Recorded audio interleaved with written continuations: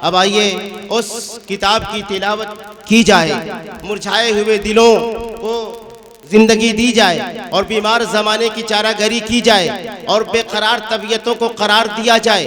और एक ऐसी किताब, एक ऐसा मोजिज़ कलाम जो वही के सरचश्मे से निकला है, जो अफ़सहुल अरब वल अजम की ज़बान पर जारी हुआ है, जिसके अंदर दरियाओं की रवानी और तूफ़ानों का जोर है, जिसने बिजली के कड़के की तरह अरब की तमाम ज़मीन को हिला डाला और आनन फानन एक आलम के दिलों और दिमागों को बदल डाला, जो मंबए नूर और हिकमत है, जिसका पढ़ना दिलों को सरशार करता है, जिसकी मिक़नातीसियत दिलों को खींचती है। लेकिन अफसोस ये है कि जिसे बहुत ज़्यादा पढ़ना चाहिए उसकी तरफ से हमारी गफलत है। मुझे कहना पड़ा कि जो सबसे ज़रूरी है मुसलमान नहीं पढ़ते, ईमा के सहीफ़े को निगहबान नहीं पढ़ते। ये कैसे मुसलमान है जो सुबह सवेरे ही अखबार तो पढ़ लेते हैं, कुरान नहीं पढ़ते। लिहाजा ज़रूरी है कि आज हम शायर के इस कौल पर अमल करें, जिन्होंने कहा है कि सहरा में, जंगलों में, बेयाबान में पढ़ो, मीनार गिर पड़े हैं तो मैदान में पढ़ो, मियाँ ये बेखबर नजूमी तुम्हें क्या बताएंगे, कल होने वाला क्या है ये कुरान में पढ़ो। तो आइए उसी कुरान मजीद की तिलावत करने के लिए आपके सामने हमारे पड़ोसी रियासत यूपी की सरजमीन से, यूपी की सरजमीन के भदोही शहर से तशरीफ़ लाए हुए एक ऐसे कारी कुरान को, एक ऐसे बंदे रहमान को, एक ऐसे कारी खुशलहान को जिन्होंने पहचान बनाई है और अल्लाह तबारक ताला ने उनकी एक पहचान बना दी। लोगों ने अपनी अपनी अलग पहचानें बनाई हैं। कोई खेल के मैदान से जाना जाता है, कोई हुकूमत के ऐवान से जाना जाता है, कोई हुकूमत के कलमदान से जाना जाता है, कोई क्रिकेट के मैदान से जाना जाता है। मैं कुर्बान जाऊं कारी साहब आपके नाम पर कि आप न क्रिकेट के मैदान से, न हुकूमत के ऐवान से, न कलमदान से, बल्कि खुदा के कुरान से आपकी पहचान है। मेरी मुराद जनाब कारी नज़ीर अहमद साहब दामद बरकातहुम आलिया, मैं हुजूर वाला से गुजारिश करता हूँ कि वो तशरीफ़ लाए और अपनी खूबसूरत आवाज़ में, मधुर मीठी शीरी आवाज़ में, और अल्लाह रब्बुल आलमीन ने जो आवाज़ आपके अंदर इंस्टॉल की है, जो वदियत की है, उसके ज़रिए से खुदा के उस लाफानी और लासानी किताब की तिलावत फरमाए। मैं एक शेर के साथ उन्हें दावत देना चाहूँगा कि सुनाओ नग़्मे कुरान, सुनाओ नग़्मे कुरान के हम बेदार हो जाएं, अंधेरे से निकल कर साहिबे अनवार हो जाएं। जनाब कारी नज़ीर अहमद साहब दामद बरकातहू। अऊज़ु बिल्लाहि मिनश शैतानिर रजीम।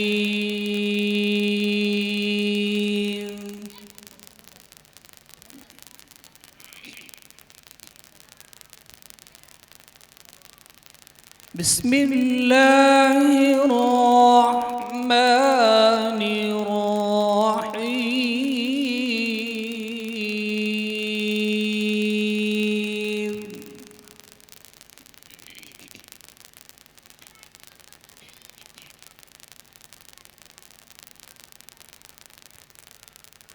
मा कान अला नबी मिन हरजिन फीमा फरज़ल्लाहु लहु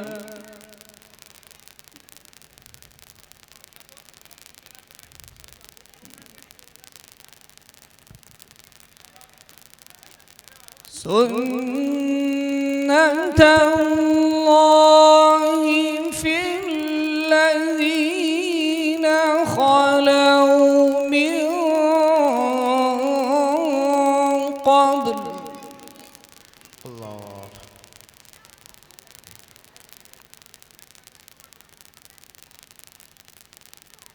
वकान अम्रुल्लाहि क़दरन मक़दूरा। सुब्हानल्लाह।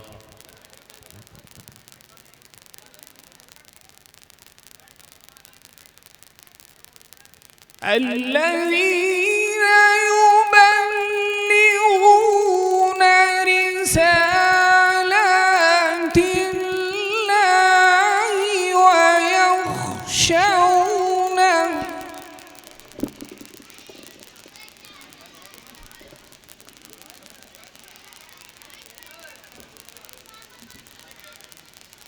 ويخشونه ولا يخشون أحدا إلا الله.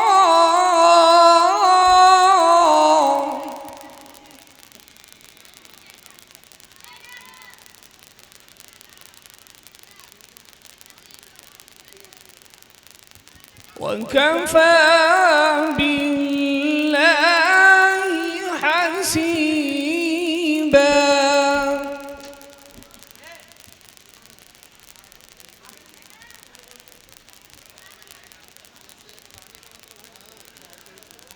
ما كان محمد أبا أحد من رجالكم ولكن رسول الله.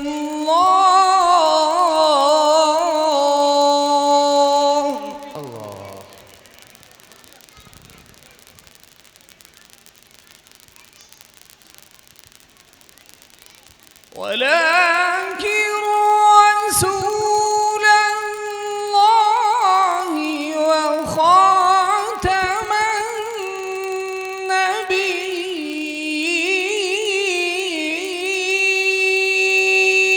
النبيين. سبحان الله.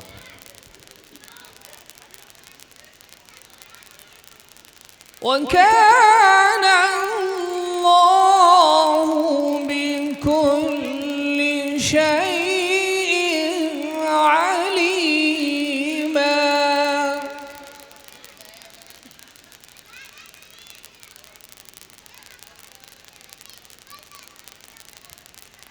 يا أيها الذين آمنوا اذكروا الله ذكرا كثيرا. الله. وسبحوه بكرة وأصيلا. الله.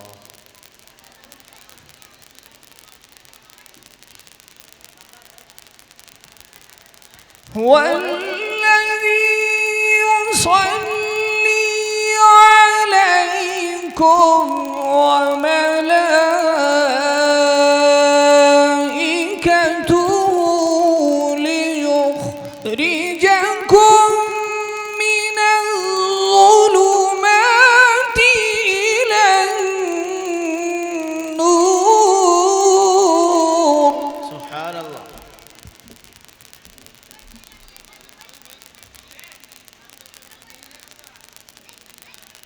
وكان بالمؤمنين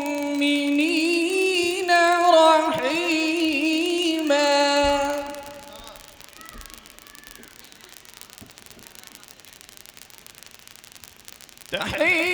تحيتهم يوم يلقونه سلام وأعد لهم أجرا كريما. سبحان الله.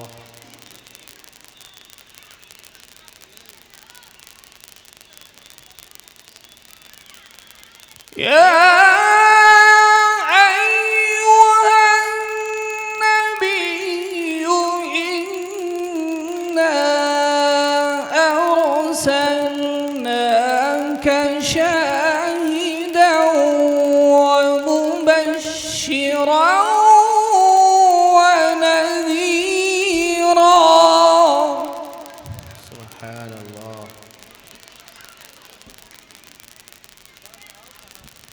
وداعيا إلى الله بإذنه وسراجا منيرا. ما شاء الله. وبشر المؤمنين بأن لهم من الله فضلا كبيرا.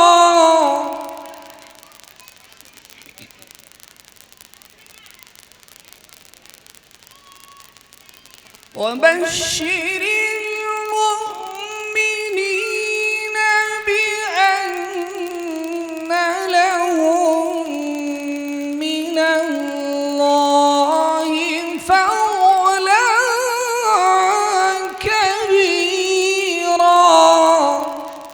سبحان الله. ولا تطع الكافرين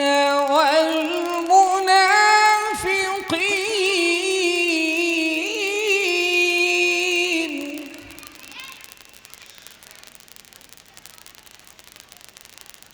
ولا تطع الكافرين والمنافقين ودع أذاهم وتوكل على الله.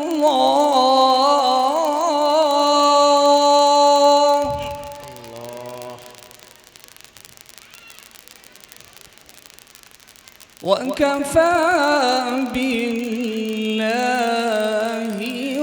وكيلا.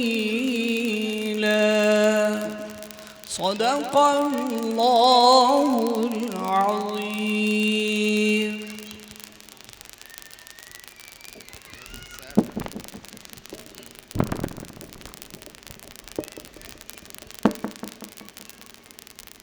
सुभान अल्लाह। अहले मंतिक सर बसजदा रह गए। पढ़ लिया जब फ़लसफ़ा कुरान का, और बरसों फ़लासफ़ा की चुना और चुनी रही, लेकिन खुदा की बात जहाँ थी वहीं रही। शराफत सदाकत दयानत है मोती, ये मोती हमेशा लुटाता है कुरान। जहालत का नक्शा मिटाकर दिलों से हिदायत का रास्ता दिखाता है कुरान। मुबारक हो अहबाब इसकी तिलावत कि रहमत का दरिया बहाता है कुरान। हज़रत मोहतरम जनाब क़ारी नज़ीर अहमद साहब दामद बरकातुहुमुल आलिया, जो बनारस मदरसे के भदोही मदरसे के माहिर फ़न मुदर्रिस हैं, शोबे हिफ्ज़ व तजवीद के माहिर फ़न मुदर्रिस और क़िरत के उसूल व ज़वाबित और मखारिज व सिफ़ात के बड़े कामिल क़ारी हैं। मैं शुक्रगुज़ार हूँ क़ारी साहब का कि उन्होंने हमारे जलसे को एक खुशगवार माहौल इनायत फरमाया। मेरे दोस्तों बुज़ुर्गों, अब आइए इसके बाद